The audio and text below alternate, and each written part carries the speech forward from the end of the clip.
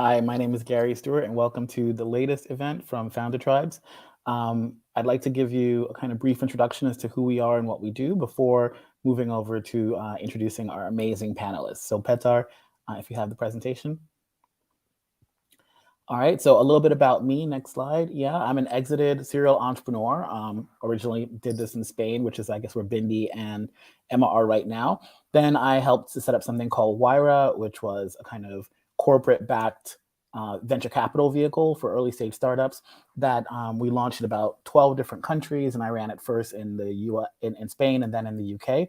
And by the time I left, the portfolio was worth about $1.5 billion. And more recently, in addition to Founder Tribes, I've been teaching a little bit, in particular teaching entrepreneurship at Yale Law School. And I've launched Founder Tribes because I think that the founder experience is really, really difficult, something that has only been made even more clear to me as I've delved back into it for the third time. Next slide. So what exactly is the problem, especially for people, who may not feel like they look like the typical pattern of entrepreneurship that looks like Elon Musk? Well, there are a lot of us out there that even though we think of ourselves as competent and credible, other people may not entirely agree, which ends up meaning that we can't get funded. So let's take, for example, Liz, who is, let's say she received her undergraduate degree from the University of East London. She's worked as an executive at ASOS. And so she's come up with the idea that she thinks she can kind of create her own fashion tech startup. And even though she has the experience and the background, when she's pitching it, she doesn't think people are actually listening to her. She doesn't feel like she's being seen. She seems like she thinks that they only look at her potentially as outsized risk or as, some sort of charity case, and not really as a credible future category winner. Next slide. And everywhere around her, people are telling her that she should, not take it personally. Like, name of the game is just that you have to kiss a lot of frogs, as if kissing frogs is something that anyone would ever want to do. It's hugely inefficient and kind of gross. So, and the thing about it is that even if she could kiss a lot of frogs, the fact is that those of us who don't look like the prototype of a typical entrepreneur, whatever that is, don't tend to get funded, right? No matter how many frogs we kiss. So we could be talking about women. 51% of the population gets about, women-led companies get about 2.4% of venture capital funding.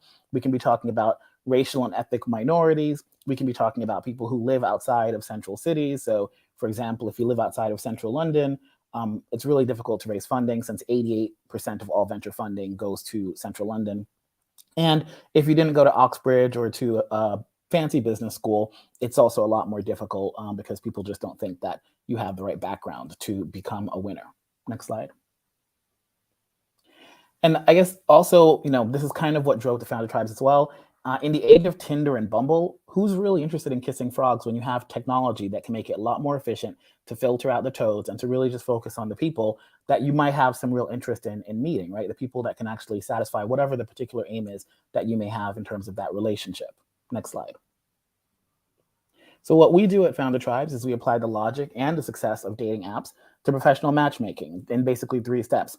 First, help founders determine if they're fundable or not, because we know a lot of times all you hear is you're too early and it doesn't make sense. You may have traction, you may have, expert experience in the field, and still people are telling you you're not fundable. So we help you determine, well, where exactly do you have weaknesses, or are you ready to go? Like, can we introduce you to an investor tomorrow or a funder tomorrow?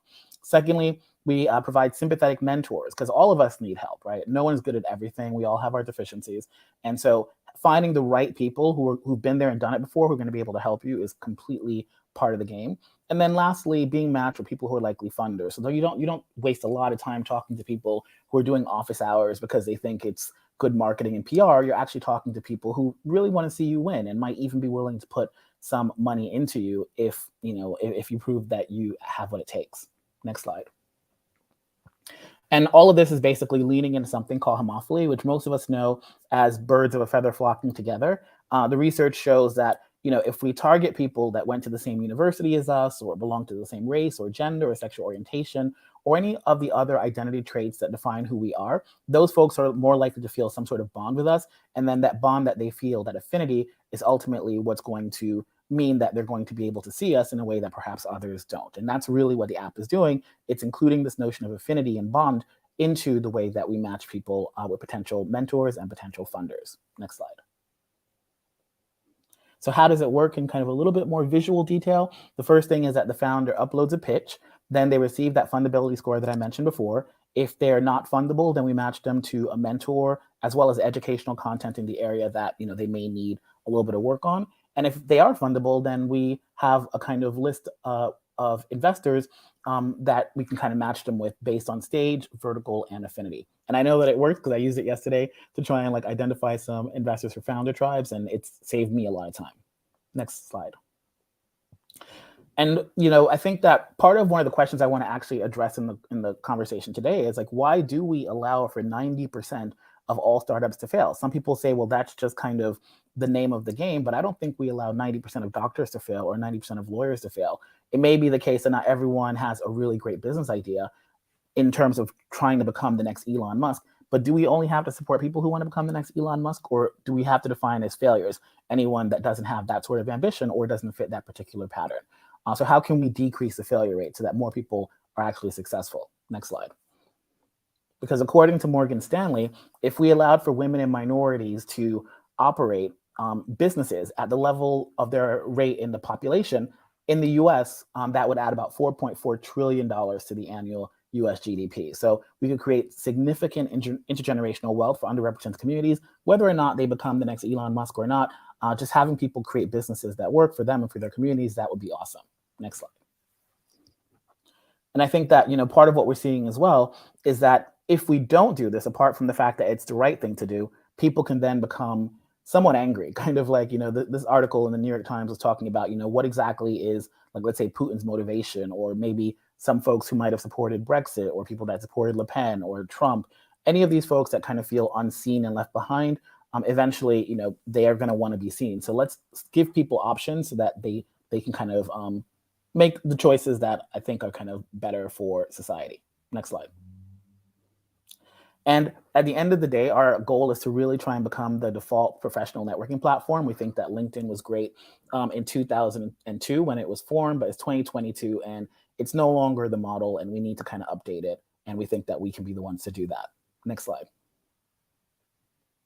So now I'd like to show you a little bit of video of kind of what our vision is. We live in a world where 99.9% of the world's 600 million entrepreneurs are treated like roadkill. They might not be from the right race, or they might not be from the right gender, or maybe they don't live in the right postcode, or might not have attended the right school. And because they don't sound or look the part, they will never get access to the feedback, networks, and capital they need to start up and scale up their businesses. Talent is distributed evenly, but opportunity is not. Founder tribes exist to change that. Our mobile app uses machine learning to match founders with the investors, mentors, and educational support that they need. We're like Tinder, but for founders. It all begins with a founder submitting a pitch that will be evaluated by a community of entrepreneurs and investors relevant to their vertical and stage. Each founder gets qualified feedback about the weakest areas of their business plan, as articulated in their pitch. They are evaluated according to the 10 elements of a business plan as per Sequoia Capital's evaluation system. There are two possible outcomes. If a founder is deemed investable, they will automatically be matched with investors appropriate for their stage and vertical. A founder can also choose to see investors who have made the hire or sent the wire in the past, meaning investors with a track record of investing in or hiring people of backgrounds similar to the founders. If a founder is not deemed investable, they will be offered a personalized selection of video tips from world-class founders relating to their areas of weakness. They will also be matched with expert mentors to work through their risk factors. When the founder is finally deemed investable by their mentor and the community, they will then be introduced to the relevant investors for them with an optimized chance of success. Our database includes 18,000 angels, 3,000 venture capitalists, and 5,000 mentors. Our world-class content comes from such gurus as Stacey Abrams, Steve Blank, Jen Wang, and Anne Wojcicki. We have distribution deals on 4 continents, including with the City of New York, London and Partners, Silicon Valley Bank, Capital Enterprise, and Unicaf. We have also raised $1.2 million from British investors such as Velocity Capital Advisors and Chris Topman, and American unicorn founders such as Sander Daniels, the founder of Thumbtack, which has raised $436 million from Sequoia Capital and Google, Zach Bookman, the founder of OpenGov, who has raised $140 million from investors including Andreessen Horowitz, and Dana Wagner, Chief Legal Officer at Impossible Foods, which has raised $1.5 billion from investors including Serena Williams, Katy Perry, and Jay-Z. If software is eating the world, it's time for the startup ecosystem itself to be disrupted. It's no longer acceptable to relegate and ignore 99.9% of founders. Founder Tribes uses machine learning to empower millions of entrepreneurs around the world, regardless of what they look like or where they come from. We hope that you will join us. Please download the app today.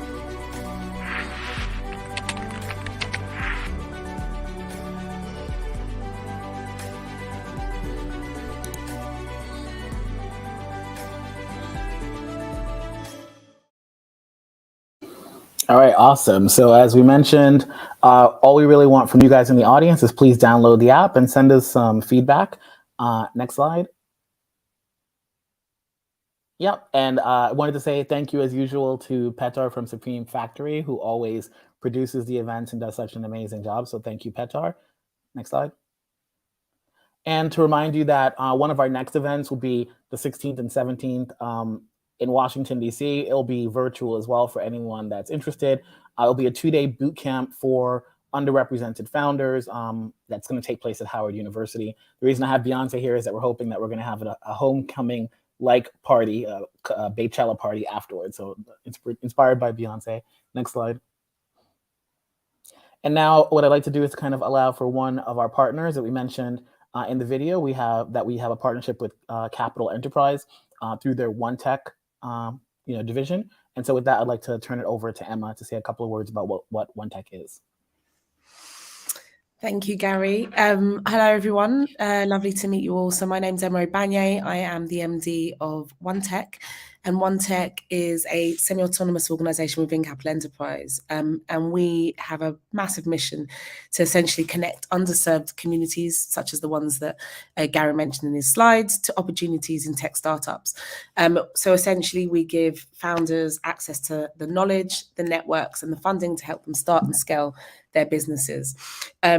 We do this through a variety of different methods, everything from events, mentoring, incubator accelerator support, accountability groups, brokerage to investors, et cetera, as well as thought leadership. We've worked with organizations like Diversity VC to support them in their research into this area, as well as helping to set up the standard, which is a way of having investors actually look at themselves and work on ways in which to improve the DE&I within their organizations.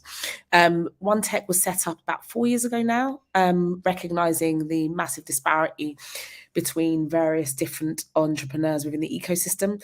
And since then, we've gone on to support roughly, I think, 2,000 or so founders across all of our different activity, as well as support those founders to raise upwards of 18 million pounds and create roughly over 200 high net worth jobs. So yeah, I'm super stoked to be on this panel with all the other amazing women, and to hopefully help you on your journey, or just help you understand like the various different ways in which you can go as an entrepreneur.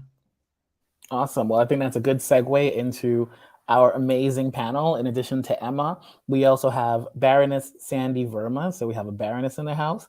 We have Natalie Campbell, MBE, who is the co-CEO of Bellew Water, and also used to be an innovation director for Prince Harry and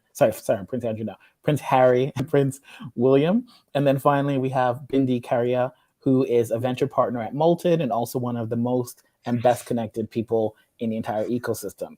So thank you all for joining. I think maybe the first way to start is just go around and maybe you can do your 1-minute pitches. So maybe let's start with Emma, since you're kind of like the co-hostess. So we'll start with you to kind of start this, round off. Cool. So yeah, as you know, I'm Memo Banye. I started my career in tech roughly, it sounds, every time I say this now, 20 years ago, something like that, which is mad. I started out in the corporate world. So I actually spent the first half of my career working for organizations like Microsoft, Sky, B2B, etc. But mainly as a bit of a techie, right? I got into it quite young. So I've worked in various different capacities, from everywhere from sort of quality assurance to automation and to even development. And then I segued into the startup world about 10 years ago. I went along with my flatmate at the time to a startup weekend event, ended up winning startup most likely to make $1 million, which was essentially the most commercially viable startup. That gave us a lot of confidence, a lot of access to networks that we hadn't actually tapped into before. And gave us the push to kind of quit our jobs and kind of get into that. And that's when I met Gary. So we got onto the first Wyra cohort back in 2012. And went on to raise a seed round and exit that business, Buddy Bounce, it was called, which is essentially like a loyalty and influencer platform for fans of musicians and brands, to a competitor. I then went on a little bit of a journey, because obviously having gone down that traditional sort of VC, well, not VC, but, investor kind of the narrative that's really kind of pushed. And we went down that road. I decided, I have a friend who went down a completely different path, and he went to live in Thailand. He was part of a digital nomad scene. And so I thought, okay, it'd be interesting to kind of get that side of things and actually focus more on, I guess, the market. There were a lot of people out there who weren't so fussed about the product they were selling, but were generating revenue based on their knowledge of the market and being able to sell. And so I was really intrigued by that. And then a couple of years later, ended up settling in Barcelona, which is where I now call home.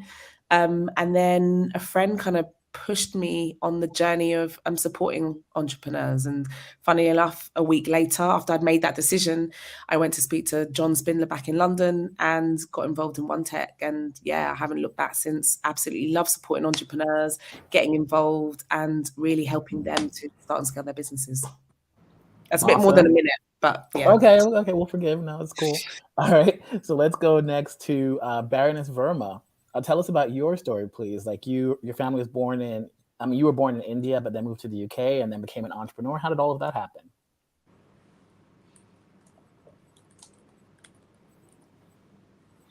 Thanks, Gary. And it was great hearing Emma's story, actually. The journey for me was very simple. I was 17 and a half when suddenly I was taken out of my A-levels, and my family decided that it was time to get me married off.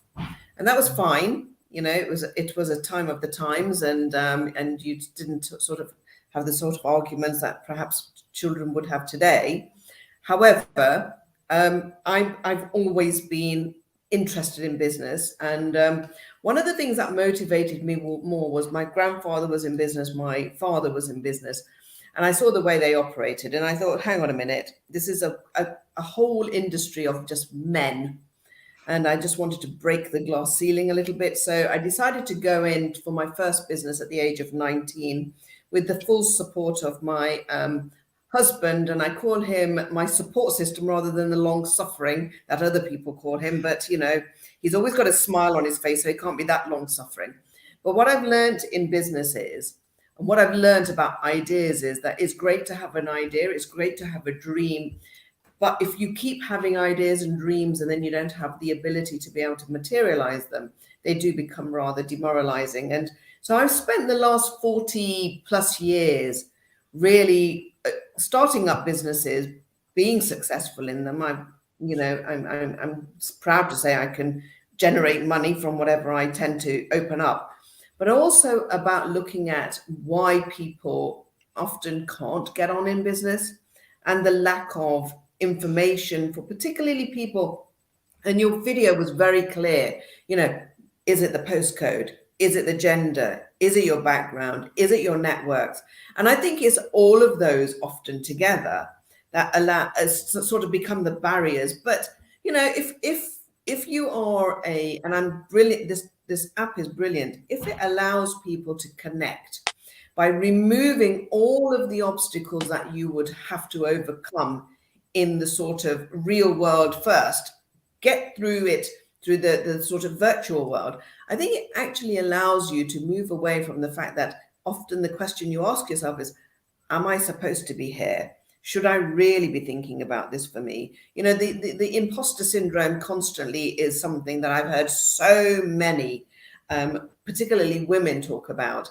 And so I've spent so many years now advocating the support for women, particularly, and for people of color, simply because they're all the things that I've faced. Now, all my young people sitting in front of me on this panel, I feel very ancient amongst you all. You're incredibly techie and all of that. By the way, I've just joined an all-party group on digital skills. So I'm hoping the next time I have a conversation with all of you, I'll be able to engage a little bit more about digital skills. But I believe one thing: there is never a time in your life when you're not ready to do what you want to do. And I think that it should never be a barrier to you to stop. You know, I heard somebody say the other day, it's great to have a dream, but don't keep dreaming. You need to make the dream become a reality. So at some point, you need to take that jump. And I've never feared failure. And I think that's a problem we sometimes have with founders and startups is they don't plan. There's not a real sort of sense of planning. So when things start to go wrong, rather than say, oh, we can manage it, it becomes, I think I'm going to fail, and so let me not try it. So I always say to people, my children are both business people. I mean, you know, I've supported both of them. I've invested in both of them. I think they're both brilliant businesses. You know, one is now a large multi-million-pound business in dealing in Africa, and the other one will be there. That she's only been going for about just under a year, and I can just see them materializing into many millions, which is great because I want to see a good investment on my return. But the thing for me is that I think, you know, my journey through all the 4 decades plus has demonstrated that actually there is plenty out there for you to draw from. You've just got to have the will to network, not fear asking, not fear the fact of going into a room, not knowing anything and coming out actually really informed and using the information. So that I'll leave it at that, Gary. Because I think you know, I've done lots of businesses and I've enjoyed every single one of them. Perfect. And I think in terms of someone who dreams, let's go next to Natalie, because I remember I think I interviewed you and you said that you decided that you kind of wanted to be an entrepreneur, I think, because you saw the swag of some rappers in some music videos. So tell us a little bit about your music video rap swag and how you decided that you were going to replicate that by becoming an entrepreneur. Well, the first thing I can say, and first of all, thanks, Gary, for having me, is that based on being inspired by 90s hip hop, imposter syndrome isn't something that I've ever suffered with. So, you know, at 15, I decided I wanted to be a CEO. It was what my favorite rappers were doing, and that was the trajectory that I was on. I was like, I'm going to be the CEO at the time of a record label. I spent a lot of time interning, doing all sorts of jobs in the music industry, and quickly decided that maybe there were other options out there. So when I got to university, I started an events business and then switched from the events business into setting up a retail franchise. And so the first point in my life when I realized that actually my own sense of agency was something that was going to get me through was when I decided I was going to open up a retail franchise. So I did this in my last year of university. I started on the idea when I was 19. At 20, I got £100,000 from the bank, a 10-year lease, the agreement from Morgan, which was a high street clothing chain back in the day. And I opened the business before my 21st birthday, whilst also completing my final year of university. And so I say that as part of my story to then show the trajectory that I've then been on. Whatever I've decided I wanted to do, and it's not always a business, sometimes it's an initiative or a campaign or a media platform, I make it happen. And from Badass Women's Hour, which was on talk radio, right through to what I'm doing at Blue Water, the essence of being a founder, the essence of being an entrepreneur for me is that deep tenacity and belief that if you have an idea, you have everything you need to make it happen at your disposal. And if you don't, you know where to go to find it. And you keep moving, you keep putting one foot in front of the other. And anytime you hear the word no, you essentially take no as a question. It's just an opportunity to reframe the ask. It's an opportunity to reframe the pitch, to get the yes that you need to move forward. So that's a very short synopsis on my journey so far. No, it was awesome. And so last but not least, let's go to Bindi. I guess you're Canada via Kenya, now in London. Yeah, tell us a bit about your story. And in particular, you've had a lot of journeys like helping corporates to set up entrepreneurial kind of ecosystems. And now you're on the other side with venture capital. Yeah, just tell us a little bit about how you've kind of gone through these different semi-careers. Yeah, I think I'm going to start by sort of talking about how my family inspired me. And I think coming from a Kenyan Asian background, we kind of had no choice but to be entrepreneurs because my great-granddads came across a long time ago. And both my grandfathers, all my great-grandparents, and now my uncles and aunts and cousins in Nairobi have all set up businesses. So that was kind of the inspiration I had in terms of entrepreneurship. Just seeing people set up businesses, some worked, some didn't. It was always in the blood. But then sort of the counteract to that is when you're being raised by traditional Asian parents, they want you to be a doctor, lawyer, accountant, the usual classic thing. And I'm sure Baroness Verma can totally identify with the classic Asian parents thing. So it's kind of a bit of a dichotomy of a personality. I did try the traditional thing. I was sort of doing management consulting at PwC. And I remember one of the partners sat me down, and this was like in the .com time, so about 2001. And he's like, Bindi, I think you're a little bit too entrepreneurial to be at PwC Consulting. Just thought I'd let you know that because I was spending a lot of time back then with the .com type kids and, working with founders and startups back in those days. And we'd set up an accelerator way back then, so this is a long time ago, like 20 plus years ago. And that's kind of when I found the bug. I ended up joining a fintech startup. Then I ended up joining Microsoft to run their startup business. Again, it was still a bit traditional because I had a safe paid job, but to this day, my father still has no clue what I do, which is, I think, quite hilarious. He's like, you're not a doctor or lawyer, therefore you're a failure, which I think is absolutely hysterical. I just go, yeah, Dad, don't worry. I'm making a salary. It's all good. It's all good. I then joined and at Microsoft, I launched their startup business. Then I joined Silicon Valley Bank, again, launching their startup side of the business. And then I kind of realized I got to put my money where my mouth is. And late 2015, I left and set up my own advisory business. And I've kind of been super entrepreneurial ever since. And the way I've done things is to really focus on what are my passions and skills. And that really is to help the community and help the ecosystem.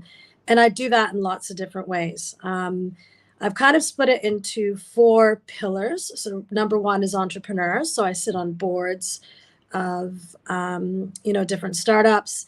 I'm on the board of a couple of organizations that are nonprofit, and we focus on entrepreneurs.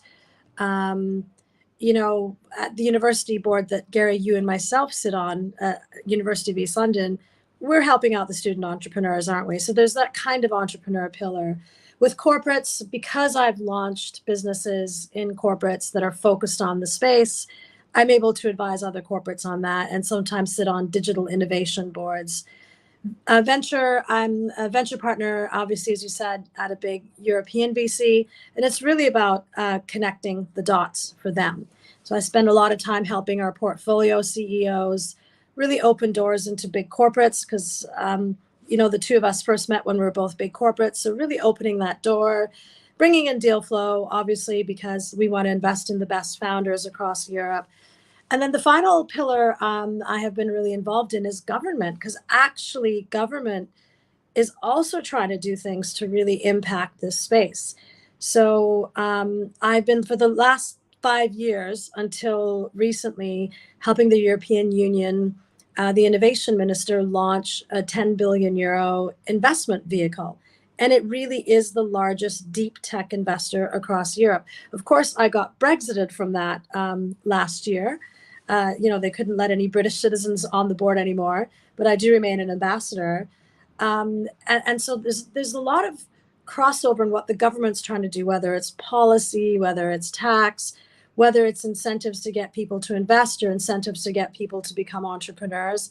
And actually, more and more, I'm seeing a real push into diversity and inclusion in the space as well. Certainly, I co-wrote a statement with the European Innovation Council, really talking about the need to invest in diversity and make sure the money doesn't just go to the classic cookie cutter type that you described at the beginning of this session. So working with all those 4 hats, I keep myself busy. And just for example, I'm in Barcelona today talking to one of the latest European unicorns, which happens to be a Finnish company valued at 2 billion, Silicon Valley investor, but it's their first company conference. So I'm speaking to all of the team. There's now about 300 plus at this company conference about what it's like to scale up a business and why investors think this company is interesting and great and why there's such potential, and encouraging them to become more entrepreneurial internally. So I'm kind of seeing it from lots of different angles. And that's why I say Bindi, which is the third eye. So that's also my name.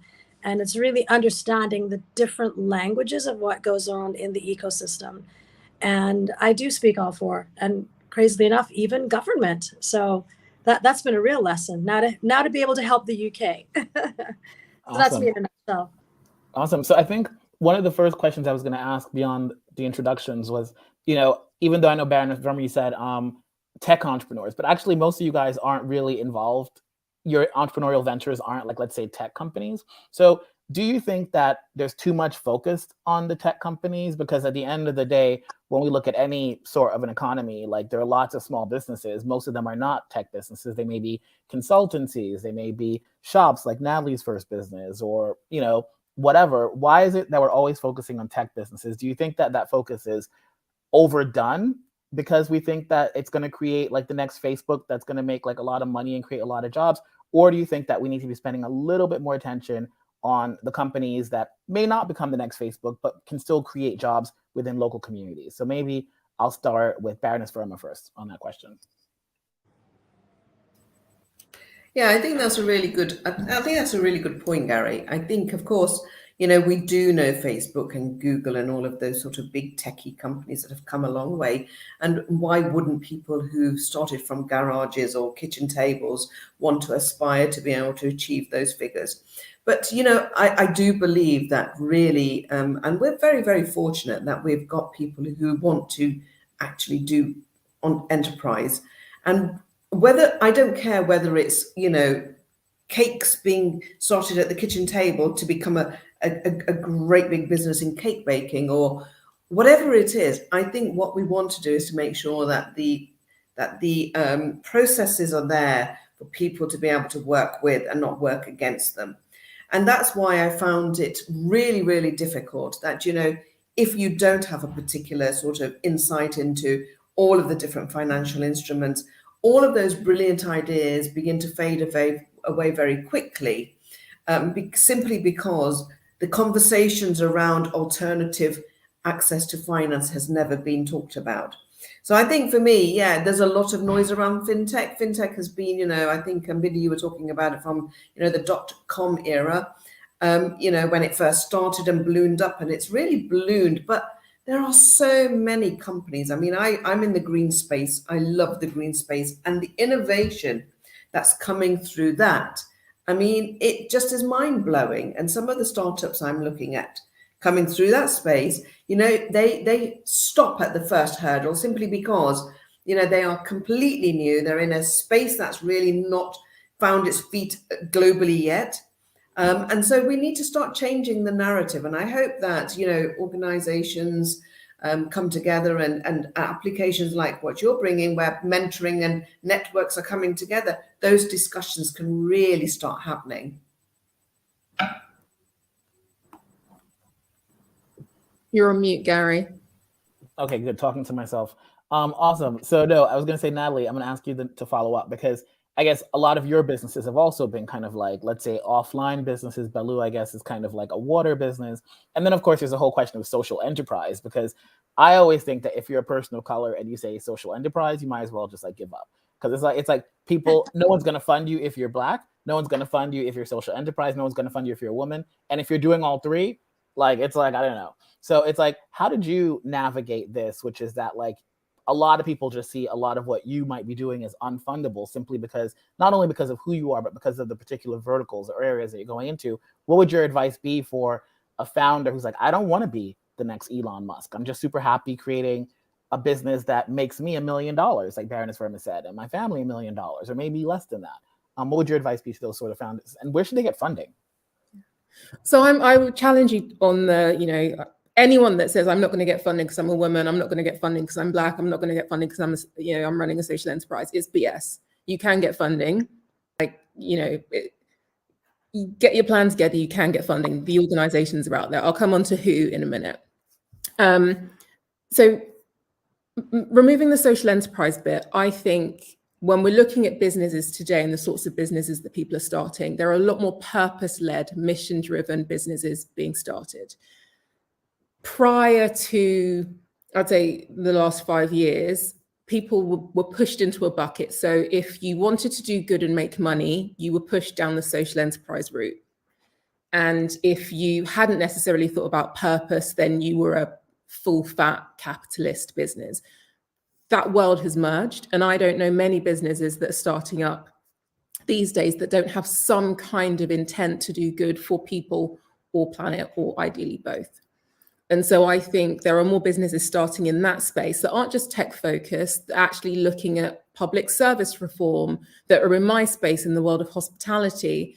Remove the business entity, you have individuals that are brands across social channels that are generating millions of pounds just creating content for themselves. So the world of being a founder, the world of having a product, an idea, a service that someone is willing to pay for, that has fundamentally shifted. And so when we're thinking now about how to get investment, it's a lot more likely these days that you can look to your peers for investment. We've all seen, Cedars tried to merge with Crowdcube. They've just merged with another platform. You can start your business tomorrow, and if it's got the right plan in place and you've identified your audience, you can go straight to your customer, sell your product, and raise investment. I was on the Cedars platform this morning. There are a lot of businesses out there that are at proof of concept stage, and they're trying to raise £1 million, and they're securing it. They're already overfunded. If you're a social entrepreneur and you want to build a business where actually an element of what you're doing is close to charitable, there are organizations like Unlimited that can support you with a mix of grant funding and investment and patient loans. And also we know that there are angel investors and VC firms out there that will absolutely back impact. So Ascension Ventures, who backed a large number of the Wire portfolio, are all about impact. So what I want people to know is there is no box that you can put yourself in that means you are not eligible for funding. The most important thing is that you have a plan and there is someone that is willing to buy what it is you're selling. That's if you can work that bit out, there is someone out there that will back you and that can support your journey. And going to the point around Baloo. So Baloo is a drinks business. We give 100% of our net profit to WaterAid. So for us, it's a one-for-one element of we're a business that trades. We're not a charity. We're a full profit business. But I changed our company articles. So our company articles are to deliver the Sustainable Development Goals 6, 12, and 13. So that relates to water access, sustainable consumption, production, and climate action. And then right now we give our profits to WaterAid, but we also invest in a whole host of other nature-based and climate resilience activities. Again, I think businesses are shifting because they realize it's not about wealth generation just for the self or individual, but actually what are you doing with the fruits of your profit? How are you reinvesting in society? How are you giving back? And so coming back to what I was saying before, things are changing. All right, an optimistic note. Let me go to the capitalist, Bindi. What do you think about this? How? I knew you were going to throw me in this. So I think the only comment I'd make is venture capitalists also have investors, and every investor expects a return. So think about where you sit in that value chain of investment. Ultimately, a VC raises money for a 10-year fund. Not all VCs are this way, and certainly ours is not like this. We're publicly listed, FTSE 250 listed, so we have slightly different points of view. But a traditional VC has a 10-year return cycle. They've got 10 years to deploy the fund, to follow on, to raise the next fund. And the limited partners that put money into their fund are expecting some form of return. That is a fact. Therefore, when the VCs go in, they have to expect some form of return from the investments they make. Now, what you need to figure out as the entrepreneur is, what are those expectations of return? It might be, as Natalie said, against SDGs, and that's fantastic. But that's the research you need to do as a founder. What are kind of the expectations of return? And that's just how it works right now in this industry. And I think that's how it will continue to work for a long time. There are hundreds of brand new venture capital funds popping up in the UK, all first-time fund managers, and every single one of them will have an expectation to make a return, because that's how the limited partner community works. There obviously needs to be lots of different change happening in there when it comes to investing in underrepresented entrepreneurs and founders. And trust me, I'm in the background really pushing a lot of, that kind of insight as to, well, we need to rethink about how we invest and how that traditional industry works. But the fact is, there is an expectation of return. And if you're the founder, you need to understand what that expectation is. Mm-hmm. It's just how it works. And I think that, for me at least, like when I started with this new company, the first thing you keep hearing about is venture backable. Are you venture backable? Can you give venture type returns? Which basically means, can you become $1 billion business within 5 to 10 years, right? And so if they don't have it clear relatively quickly, then VC is just not really available to you, because the other dirty secret is only 5% of the VCs actually give back the returns that they promise. So it means 95% of them aren't doing a great job, which means they're hypersensitive then to the fact that they need to try and find the next Uber or the next Facebook, because that's the only way that the business model makes sense. Exactly. They have their own investors. Like you as an entrepreneur with the VC on your board, they have their own investors. So I think that's the thing, is you kind of got to start from the top, right? And so that's the thing. Until LPs start to think about how that works, and limited partners. Limited partners. So the people that put money into the fund, and in the UK, that's the British Business Bank or British Patient Capital, and that money is government money. Or in Europe, it's the European Investment Fund, and that comes from government money as well. And their qualification for returns may be slightly different to the family offices or the big pension or wealth funds that have different types of return criteria. So that's the kind of thing you need to realize about the inside secrets of when you're an entrepreneur. So just food for thought for all the listeners. Gary, can I add to that? If I was starting a business tomorrow, though, and I didn't think that I was VC ready, I would do exactly what I did 20 years ago when I set up Morgan. I would get a loan. I would apply right now for startup loan, £25,000. I'd start there. From that, I would look at the traditional family and friends round, but probably not going to family. But then thinking about who's in my network, who could I leverage through the Seeders platform to then raise an additional amount of capital. I would also try very quickly to generate revenue. And we've had this conversation before, right? Yes. Generate your own money to build the business and to get to a place of proof of concept, but also having revenue coming through that enables you to grow using your own capital.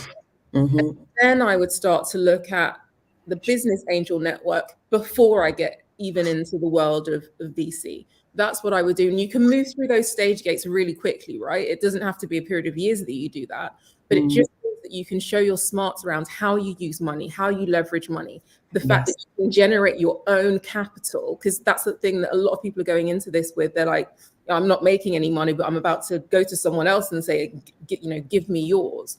And so I think that shift will enable people to get further faster without a lot of the barriers that they might be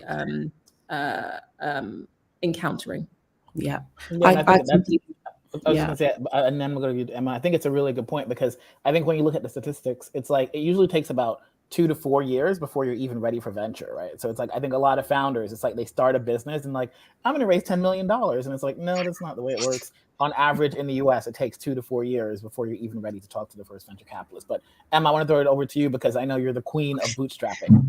Yeah, and I think there've been points that have been made by everyone else on the panel that I completely agree with. I think, to Bindi's point, you need to understand the investment game. And I think, I've worked as an entrepreneur in residence and spoken to hundreds and hundreds of founders.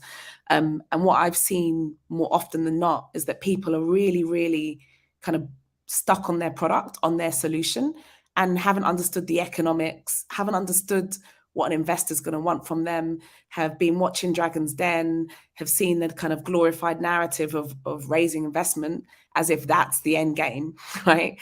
And then they just get stuck on that. And then when I look through their business plan, or their deck really, I'm like, there isn't anything here. Like, as an investor, I'm not going to invest, because all I care about is my return. And, I don't only care about that, but in terms of like how most VCs are going to be thinking, if you're not going to be making them a 20x return, why are they going to invest in you?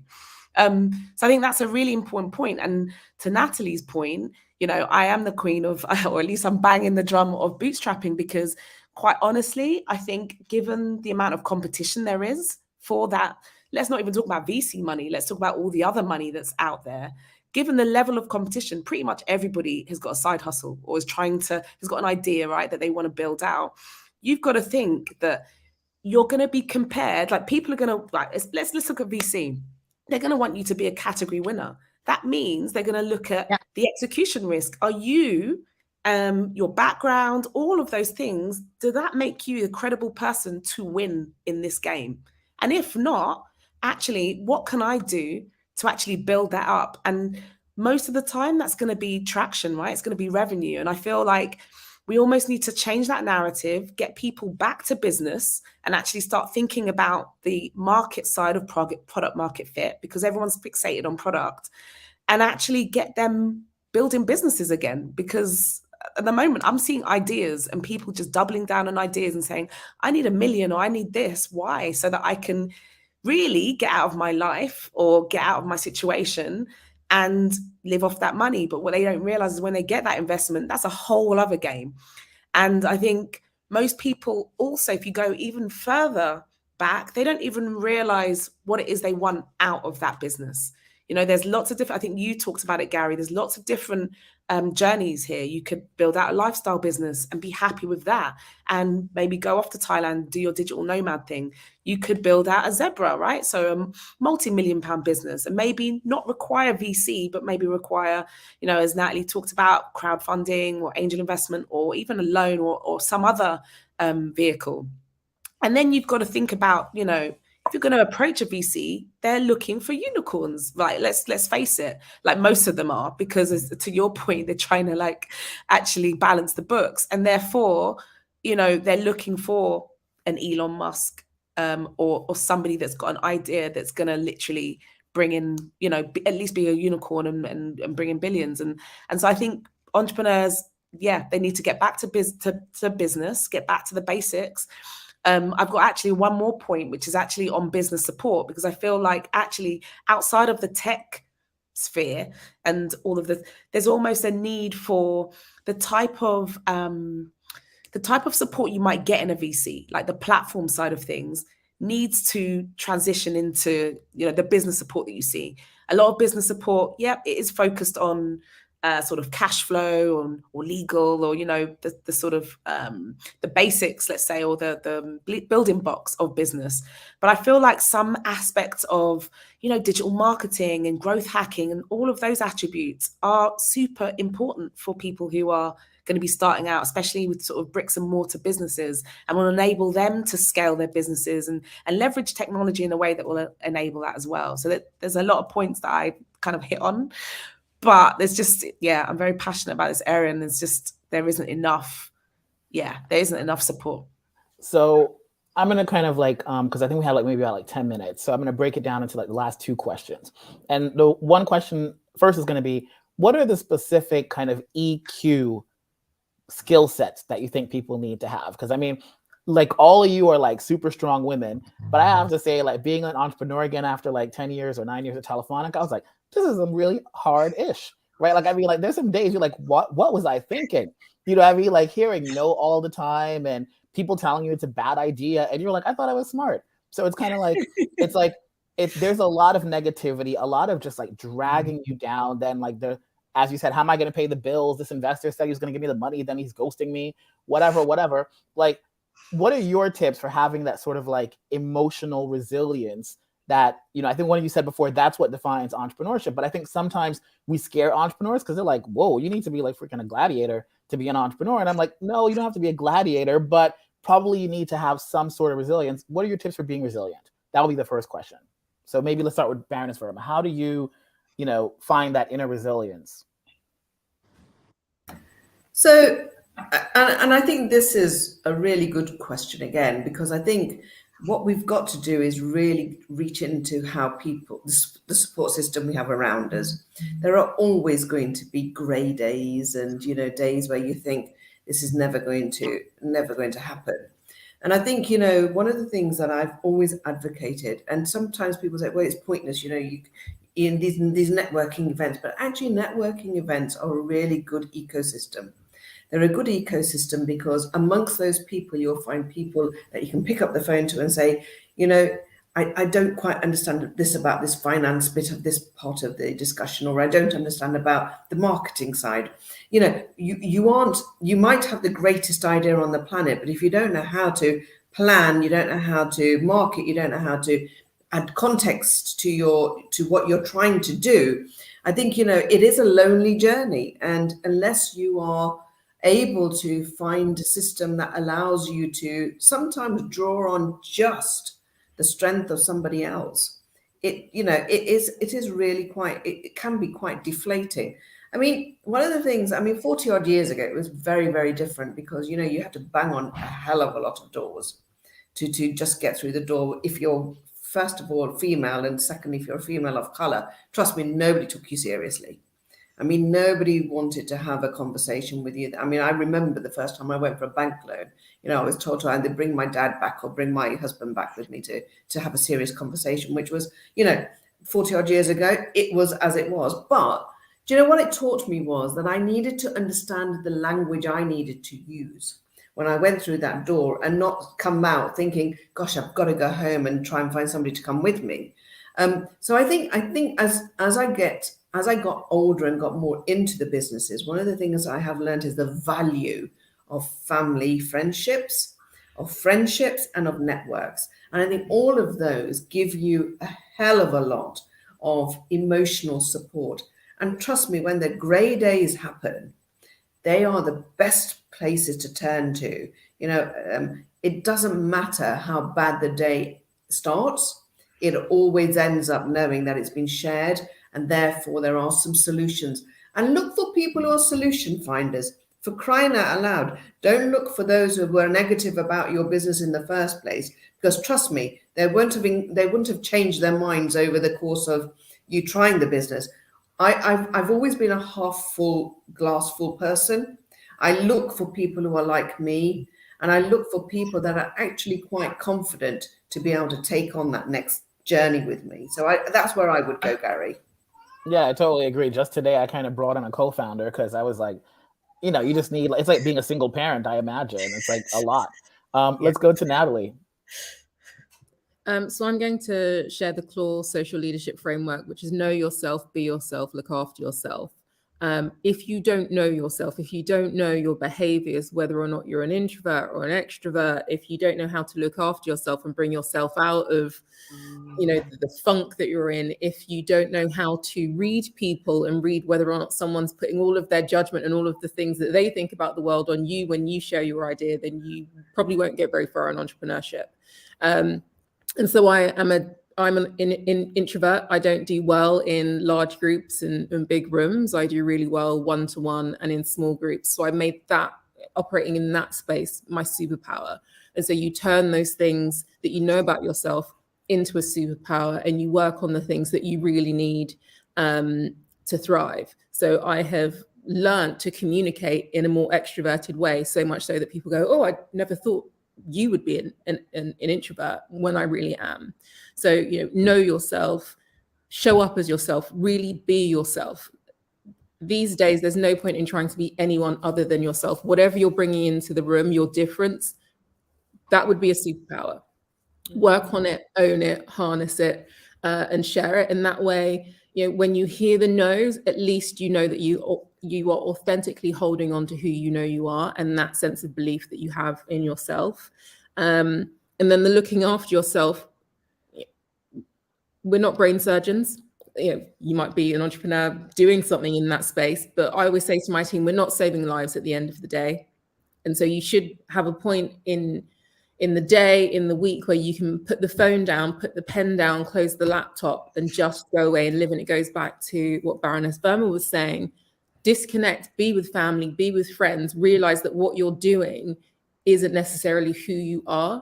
And so it's that sense of grounding and normality that just enables you to not buy into the hype of the entrepreneur and the founder and everything that entails, because it can be all consuming in a negative way. Awesome. All right, Bindi. Yeah, just first of all, I do have to go to my next call. I'm so sorry. I did mention I had to leave bang on. So very quickly, I would echo Baroness Burma, and do not underestimate the power of networks and your peers, which is why I sit on the boards of certain networks like that. ICE, which is International Conclave of Entrepreneurs, is just a bunch of founders. We spend a lot of time peer mentoring each other because we all are going through the same journey. And it's a real relief. Like you said, Gary, you're like a single parent or dual parenting a startup, and you think you're in a world of pain alone, but actually there's a lot of people that are in the same boat as you and same journey as you. And so it's actually really good to be able to talk to people that are going through a similar journey. So I think that's the first thing. Find that network and get involved. And there's so many out there, you know, in there. And I'm sure, Gary, through your Founder Tribes network as well, there'll be, you know, like-minded people that can connect to each other. So I think that's the first thing. I think secondly, I always have the saying, be like water. And we're going to hit a lot of brick walls, right? It's just a fact of life. Like, as women of color, we think differently in how we go for investment.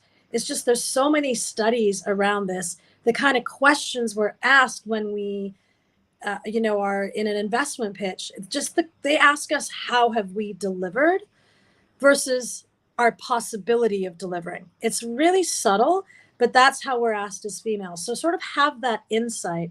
And when I say be like water, think about it. Water always gets through brick walls. It somehow makes its way through, over, under, around, through, keeps hitting it, wears a hole through it, and off it goes. And that's actually really been really good insight for me, right? I know it's an old saying, but it's really helped me. I think, okay, it's a brick wall. And the number of no's I've gotten over my career, the number of sort of disappointments I've had over my career, and just that water analogy has really kept me resilient. Keep at it. You will get there. And then the final comment I'll make is execute, execute, execute. Ultimately, if you can't get VC funding, just deliver it and get the revenue into the company. And so many people think VC funding is end all be all. Actually, just deliver and get the revenues in, and create a product that people want and are willing to pay for, and they love it so much. I think those kind of 3 areas will give you the higher EQ you need. So that's me. Awesome. Well, thank you, Bindi. We know you have to run. So I'm going to ask the last question. for the three other panelists. Thanks, Bindi. Which is, so what are the kind of IQ questions that you kind of think that people need to really bone up on, right? Like, I mean, we've heard it around. I've had some people say to me in a way that I almost might think is racist, but they weren't, I guess they didn't think it was, oh, I can't invest in Black people because I don't think that people have like financial literacy. So we need to work on financial literacy in the Black community before I would trust them with my money. I think I've seen a lot of companies where I've seen a lot of companies where, like, a friend of mine, she's a Rhodes Scholar kind of professor at Penn State, and someone was saying, okay, if you're a female, how do you deal with a VC pitch? And she was like, bring in a white male CFO.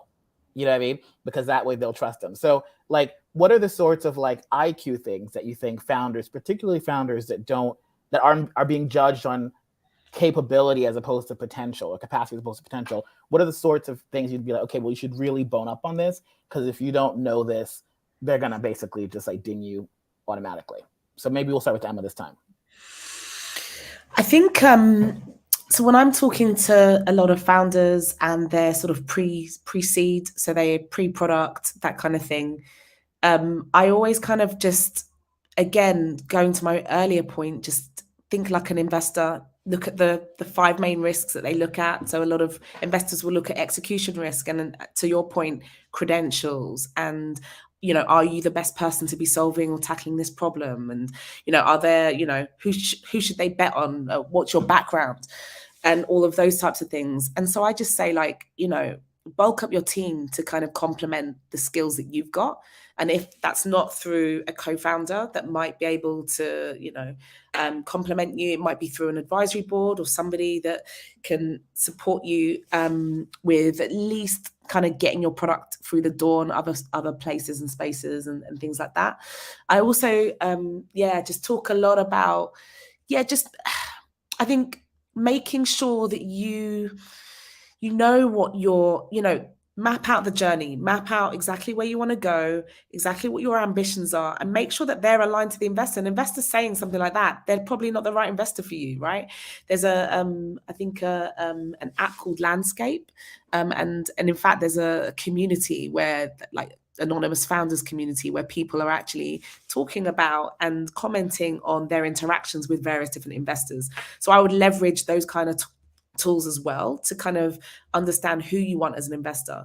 Sometimes I think, as Natalie pointed out earlier, it might not be a fund that you're after. It might be, high net worth individuals or individuals that are going to be strategic for your business and actually, are going to be able to open doors to other people who will be interested in getting involved in your business because they have the expertise, or they are, really interested in that as an area, and that kind of thing. So I think it's really, just about just knowing yourself, as has been mentioned earlier, knowing where the gaps are and being able to fill those to make sure that you can kind of, get yourself. And then, bringing in money, right? Bringing in money to actually, or that traction to actually show that you can do it. I was talking to a founder earlier today who's taken 20K to 2 million in revenue. And she's done that as a solo founder, second time founder, really young.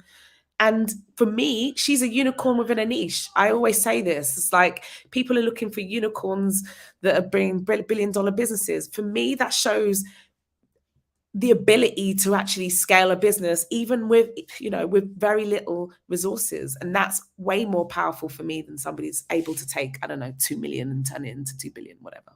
So, yeah. All right, Natalie? Emma, I absolutely agree. I was just thinking about when Baroness Burma mentioned, making cakes at a table. I would invest 10 times over on someone that had, sold cakes at a table and run a couple of businesses where they can demonstrate to me that they can make money from their idea over and over again, versus someone with a really lovely looking pitch deck. And no proof of ever delivering from a revenue traction perspective. So IQ, I think it's a quick scan of the app, the 10 points, the Sequoia Capital points. You need to understand your financials just as much as you understand your market opportunity. You need to understand consumer psychology just as much as you understand people leadership. being a CEO, being a founder, being the lead of a company at the outset, you almost have to be the all-seeing eye on all things. So unless you have done the work to work out what you're good at, exactly to Emma's point, what your gaps are, you're going to walk into the room with some deficiency somewhere. So rather than someone sitting in front of you pointing out what you don't have, know what your gap is, strengthen it either through team or highlight it to say through the investment, that's the next thing that you're going to bring in, because you are brilliant at vision, you are brilliant at financials, but your weakness is on X. So that's where your first bit of investment is, because that's what's going to enable the business to fly. And then equally from an IQ perspective, you have to be an apprentice. If this is the lifestyle that you've chosen, you have to be an apprentice to being an entrepreneur. You're never fully formed. You never know everything. Be a student of it and enjoy being a student of it, and be humble in learning, because everything, every opportunity, every moment is about learning. And the people that I see doing that and really lapping up, apprenticing themselves into this, are the ones that I'm seeing building businesses, exiting, moving into their next business, becoming investors, and really living a good life at the same time, because there are people doing this equally not living a good life. The apprentices are living a good life and embracing it and doing it well. Awesome. And I think we lost Baroness Verma. I think she had a whole bunch of votes in the House of Lords or whatever. So we'll say goodbye to Baroness Verma. Oh, she said I have to leave for a vote. So she just put that in. So I think, the only things I would add is, like, I think the things that surprise me the most, even though I should know, is people tend to focus a lot on market size. So I think, like, as a lot of founders, goes back to something I think, like Emma said at the beginning, you're so in love with the product that you don't really focus on the market and understanding how big can this really become, and how do we make money, and how much money can we make. This is assuming that you're going to go after a venture type deal. But even if you're not, really trying to figure out, do I have the next Starbucks? Do I have the next, like, IKEA, whatever it is, like, how big can it become? And what do I need to do to get this to grow to its full potential? But that requires, like, an understanding of, like, how your market works. So I think, like, when founders come in and they don't really understand the underlying context of the industry that they're working in, for a lot of investors, that could be a kind of negative.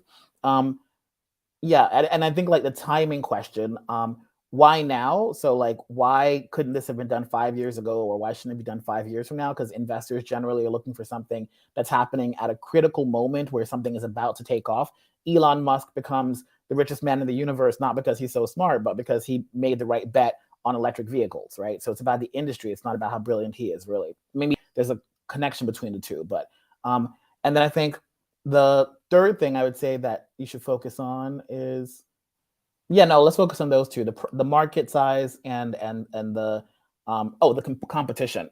I think, like, one time when I was at Wire, I asked kind of like American VCs, and I want to put in a plug for, if you're a Black founder or a female founder, whatever, don't limit yourself to the local British audience. I mean, obviously that is, what you have been born into. But a lot of the founders that I'm seeing now making a lot of money or generating a lot of interest from investors, actually it's because they first found an interested investor in the US market, and the European investors will generally kind of follow if there's an American lead. So I think the American investors, what they're really going to want to understand is, do you understand the global competitive landscape? Because what they're looking at is, can you become, as Emma said, a global category winner? If you're only going to become like a UK category winner, it's kind of interesting. What was that thing called, Bebo or whatever it was? That's very different from Facebook, right? So they want to invest in the Facebook, not the Bebo, if at the end of the day, you're going to put the same amount of capital in. So those would be the only things that I would add. But I would say thank you to Emma and Natalie. I think the bottom line is, entrepreneurship is really, really tough. You can do it, but you probably can't do it alone. You're going to need to find the right mentors. You're going to need to find investors or funding sources that are sympathetic to you. That's the reason that we created Founder Tribes. That's the reason that we have a partnership with OneTech, and that's the reason why we have amazing partners and colleagues like Natalie. So thank you all for joining, and go out there and do it. Thank you.